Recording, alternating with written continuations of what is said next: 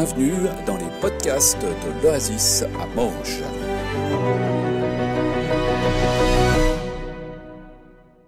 Merci beaucoup. Alors, merci pour votre invitation. C'est un plaisir ce matin d'être avec vous. Je dois quand même vous avouer que ma première réaction, quand on m'a demandé si j'étais d'accord de venir parler à l'Oasis, je me suis demandé si en tant que syndic de la ville de Morges, c'était mon rôle. Donc, je me suis dit, facile, je réponds à Mathieu non, comme ça c'est réglé. Et puis après, je me suis quand même dit, c'est une thématique qui me tient quand même beaucoup à cœur. Donc, j'ai décidé d'accepter, c'est pour ça que je suis là ce matin devant vous. Donc effectivement, en me présenter en 2 mots, donc je m'appelle Mélanie, j'ai 42 ans, je suis née à Morges, j'ai habité toute ma vie à Morges, à part une année en Australie, lorsqu'avec mon mari, on a été au collège de C3 faire une année d'école biblique. Et puis, je suis donc infirmière de formation, nous avons 3 enfants. Et puis, je me suis engagée dans la politique locale quand on est revenu d'Australie, puisqu'on s'est dit qu'on allait habiter à Morges et que j'avais envie de m'engager de manière concrète, sans trop savoir où ça allait me mener.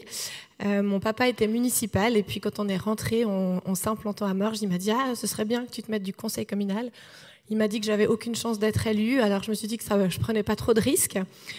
Et il n'avait pas tout à fait raison, puisque j'ai été élue conseillère communale, j'étais enceinte de notre cadet. J'ai donc allaité pendant ma première assermentation, puisque Jérôme avait 1 mois. Bon. Ce matin, donc, effectivement, je vais vous parler de vie de foi et d'engagement politique.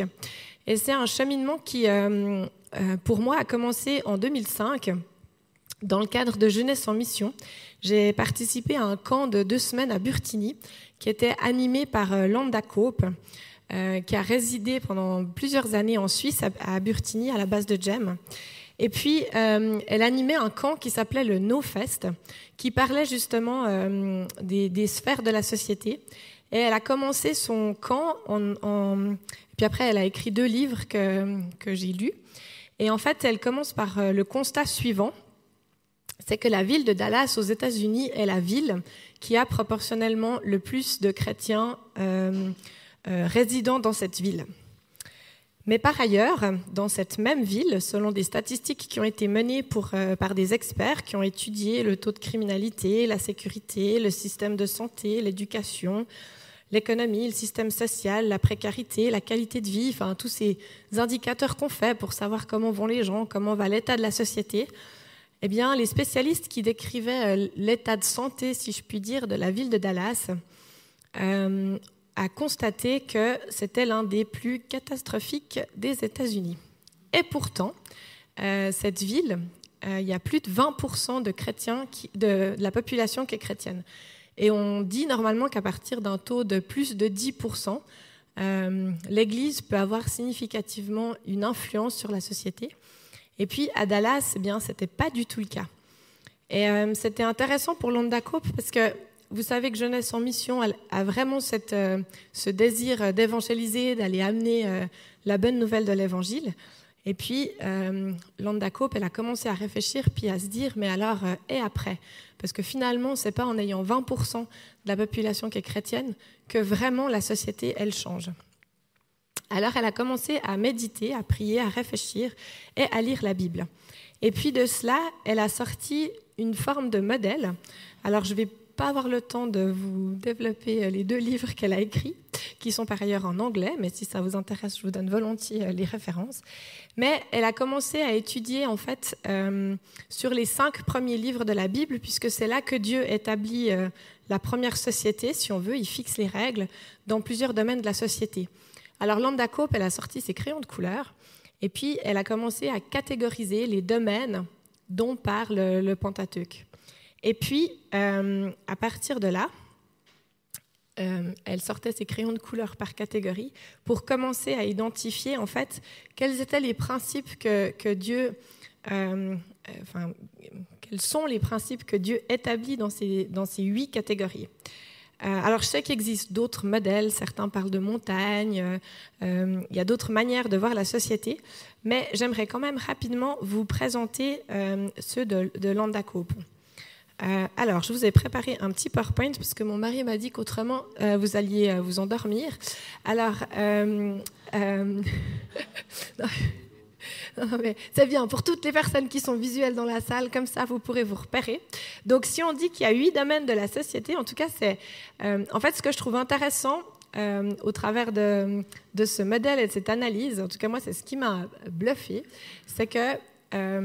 donc je disais, elle prend les 5 premiers livres de la Bible, puis elle colorie à chaque fois qu'il y a un mot qui a un rapport avec ce domaine-là. Il y en a 8. Et j'ai trouvé assez impressionnant de se dire que la Bible parle de toutes ces choses. Alors le premier, évidemment, ce n'est pas moi qui ai inventé que ce soit numéro 1, mais il s'agit du gouvernement. Elle entend par là les lois, le gouvernement, l'armée, la législation, le système judiciaire, les autorités locales et nationales et le développement des communautés. Le deuxième, c'est l'économie, le système financier, l'agriculture, en fait, tout ce qui produit des biens, du travail, des salaires, de la richesse. On peut inclure les managers, les propriétaires, la notion de terrain et d'héritage. Le troisième, tu me fais signe si ça ne va pas, parce que je n'ai pas envie de regarder derrière. Hein ? Ah, pardon, voilà, c'est 8. La famille... Bon, je le remercie d'avoir préparé le PowerPoint. Le troisième, c'est la famille. C'est ce qui concerne les relations familiales, les époux, les enfants, les veuves, les orphelins, les relations humaines, et tout ce qui a trait avec la conduite sexuelle. Le quatrième, c'est la science et les technologies, la santé, la nature, l'hygiène, la médecine, la création, l'environnement, la technologie, l'écologie et tout ce qui concerne le régime animal.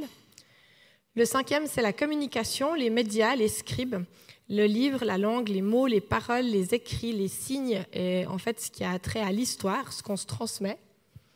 Le sixième, c'est l'art et le divertissement, la musique, le design, le sport, la danse, la culture, les habits, la poésie, la littérature, les couleurs, la sculpture, la beauté. Tac, tac, merci. Le septième, l'éducation. L'enseignement, l'apprentissage, l'intelligence, les pensées, la raison, les souvenirs, la sagesse. Et le huitième, les institutions religieuses, l'Église, les rituels, les prêtres, les offrandes, les sacrifices, la louange, la dîme, l'idolâtrie, le temple et le tabernacle. Et comme je l'ai dit, bien, la Bible, elle parle de tous ces domaines-là. Et en fait, Landacope, elle fait le lien entre ces domaines et Dieu. Et ce que ces domaines ont à révéler. Vous savez que Dieu a plusieurs facettes. Et en fait, c'est pas un absolu. Hein. Le modèle n'est pas fini parce que Dieu est infini. Il va au-delà de ce qu'on peut modéliser et comprendre. Mais ce qui est intéressant, c'est que chacun de ces domaines révèle un aspect du caractère de Dieu. Alors le gouvernement, il révèle Dieu comme le roi des rois. Et en fait, il a trait à la justice de Dieu. L'économie, elle parle du Dieu qui pourvoit et de sa bonté. La famille, elle parle de Dieu le Père et de l'amour. La science et de la technologie parlent de Dieu le Créateur. Il me fait signe que ça ne va pas, mais je ne comprends pas ce qu'il dit. Voilà, donc, la science et la technologie, Dieu le Créateur. Et puis, cette notion d'ordre et de puissance dans la création. La communication, c'est évidemment Dieu qui est la parole vivante dans sa souveraineté. Moi, j'ai appuyé, mais il n'a pas fait le truc. OK. Les arts et le divertissement, c'est Dieu qui est le potier avec la beauté. L'éducation, c'est évidemment l'enseignement et la sagesse. Voilà, il n'y a rien qui suit. OK, je les mets tous.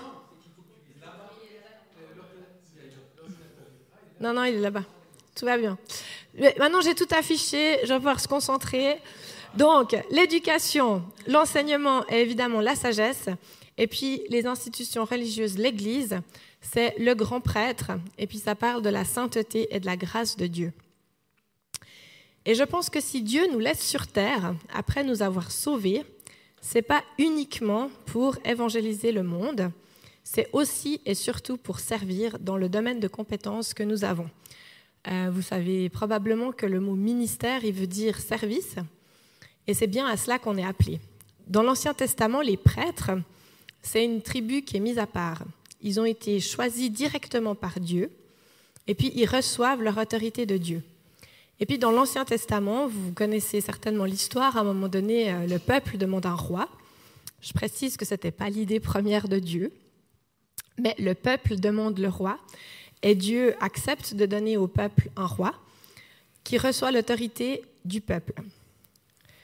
Et c'est souvent là qu'il y a une confusion des rôles entre justement l'autorité qui vient de Dieu et puis l'autorité qui est humaine. Dans l'Ancien Testament, il y a un épisode assez dur dans la vie du roi Saül, qui se trouve dans 1 Samuel 13, où en fait Saül donc, est roi, il a une autorité, et puis il doit attendre Samuel pour procéder au sacrifice. Mais le roi Saül, il dit, bon, finalement, on n'est pas à ça près, je suis déjà roi, donc qu'est-ce qui m'empêche de faire les sacrifices ? Et du coup, il a peur parce que le peuple lui met la pression, donc il va faire ses sacrifices à la place de Saül. Et quand Samuel arrive, et quand Samuel arrive, il est catastrophé et il dit à Saül, mais qu'est-ce que tu as fait ?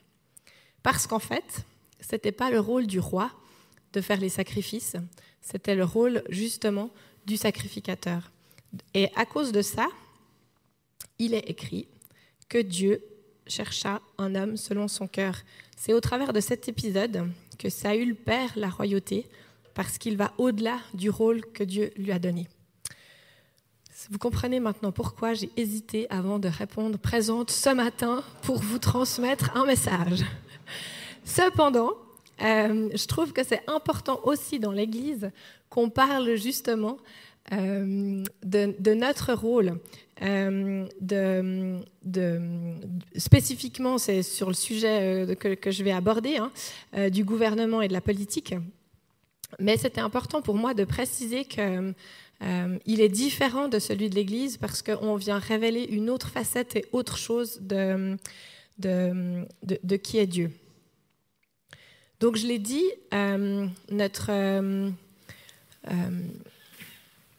notre mission, en fait, dans les sphères que j'ai décrites là, elle s'inscrit sur terre. On sait tous que Dieu a d'autres projets après cette terre, qu'il y aura une nouvelle Jérusalem. Et je ne sais pas si dans la nouvelle Jérusalem, il y aura toujours besoin de ces 8 domaines d'influence. Mais en tout cas, ces principes que Dieu donne à son peuple dans l'Ancien Testament, c'est pour la paix, c'est pour qu'on puisse vivre ensemble de manière harmonieuse. Et ça, c'est vraiment la mission absolue et générale du gouvernement. C'est la justice au sein du peuple. C'est d'établir des lois pour qu'entre nous, ça puisse se passer le mieux possible. Et c'est Moïse qui institue en fait le premier gouvernement quand il met en place la loi.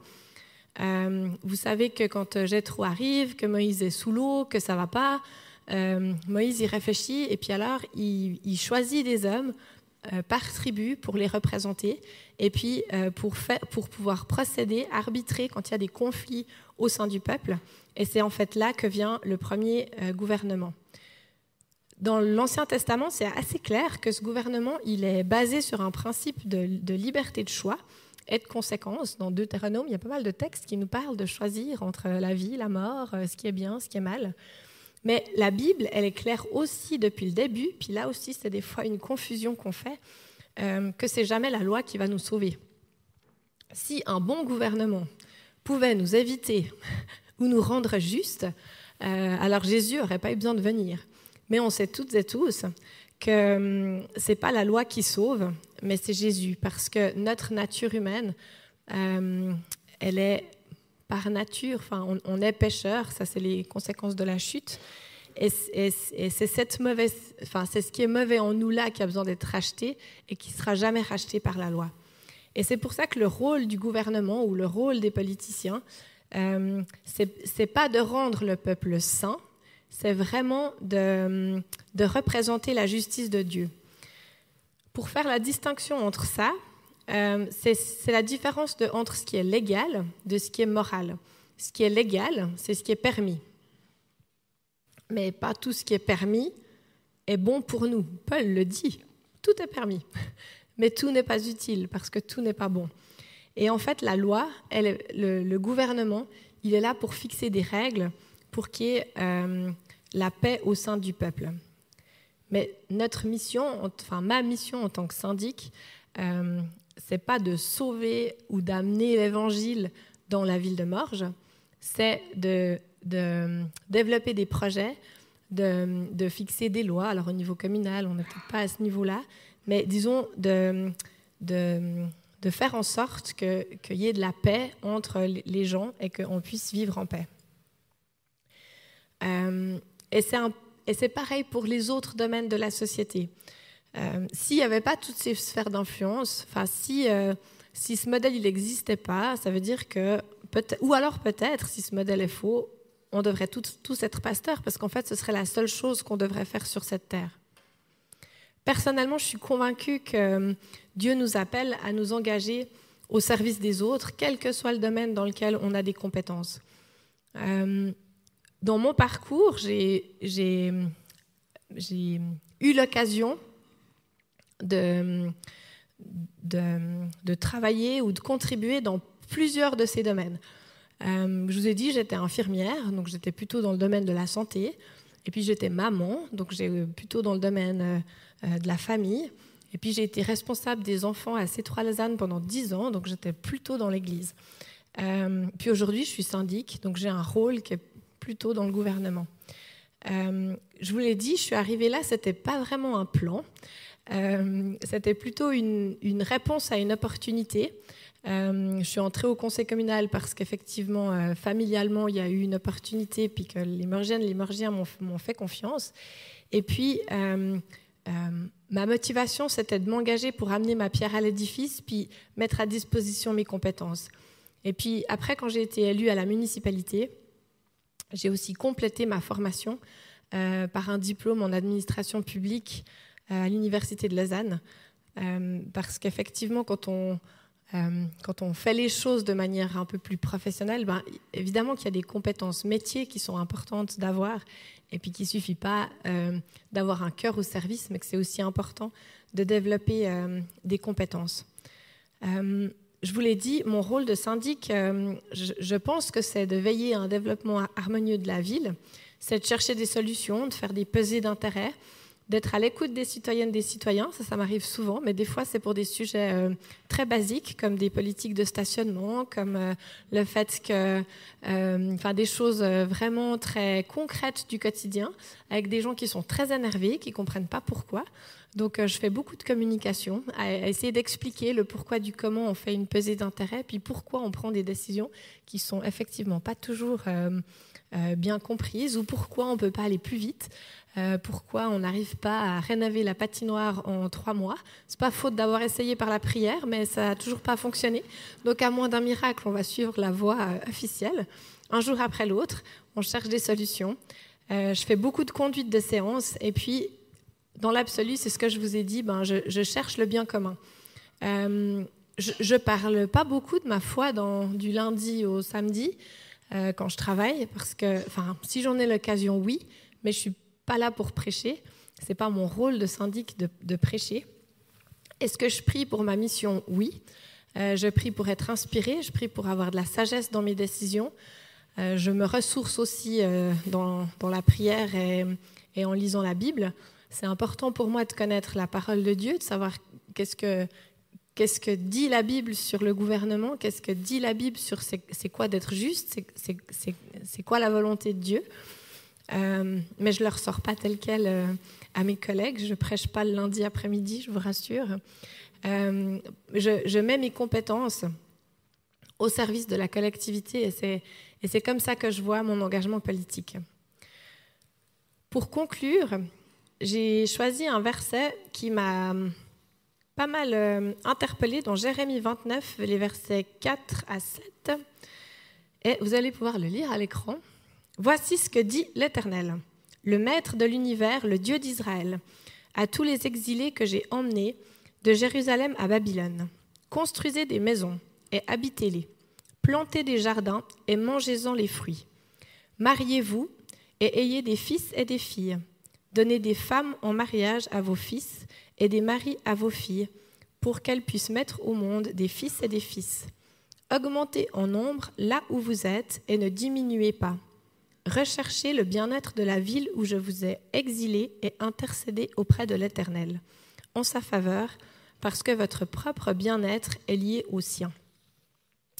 Alors, je vais quand même donner un petit mot de contexte sur ce verset que Jérémie donne au peuple d'Israël. Vous savez qu'Israël a été exilé à Babylone, et il y avait pas mal de faux prophètes à ce moment-là qui disaient au peuple « Vous inquiétez pas, ça ne va pas durer longtemps, Dieu va nous sauver, on va très vite retourner en Israël, à Jérusalem. » Un peu comme il y a des chrétiens qui rencontrent Jésus. Jésus revient demain, on ne va pas trop s'inquiéter sur ce monde, de toute façon il est déchu, et puis il n'y a rien à en attendre. Et puis, au milieu de ces faux prophètes, Jérémie vient, et lui, il dit au peuple, ce qui est plutôt une mauvaise nouvelle pour le peuple, non, en fait, vous allez rester là pendant un temps, et il les encourage à s'engager. Il leur dit de construire, d'habiter, donc de planter. Donc évidemment, on ne plante pas un arbre ou même des légumes dans son jardin si on sait qu'on ne va pas rester plus d'une année, parce qu'autrement, il n'y aura pas de récolte. Donc comme il leur parle de manger, on n'est pas sur un temps qui est court. Il leur dit vraiment d'augmenter en nombre, donc d'être influent, de grandir et de chercher le bien-être de la ville où ils sont. Et pour ceux peut-être qui, ce matin, se demandent dans quel domaine de compétences ils pourraient ou ils aimeraient s'engager, il y en a pour tout le monde, parce que Jérémie dit intercéder pour la ville, et ça, je pense qu'on peut toutes et tous le faire. Donc, quels que soient vos domaines ou vos centres d'intérêt ce matin, j'aimerais vous encourager à vous investir là où vous êtes, à méditer la parole de Dieu pour chercher ces principes. Je vous ai montré le modèle de Landa Cope, mais elle le dit à la fin de son séminaire, à vos crayons de couleur. Enfin, il n'y a pas d'autre manière de comprendre la parole de Dieu ou de comprendre quelle est sa volonté que de la lire soi-même et de faire l'exercice soi-même. On ne peut pas tellement prendre de raccourcis.